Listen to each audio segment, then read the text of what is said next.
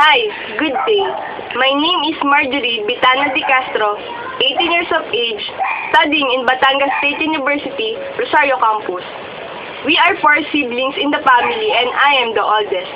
My father is Joel Damara de Castro, 43 years old, and he is working as a driver.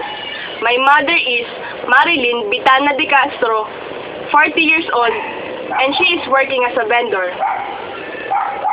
My skills are, I am computer literate, can troubleshoot computers, can disassemble and assemble computers, and knows the skills of programming.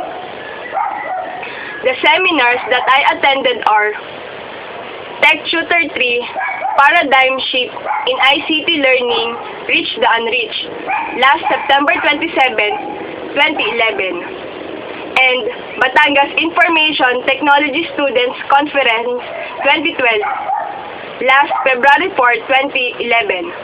My hobbies are playing chess, reading books, watching movies, and surfing to the internet.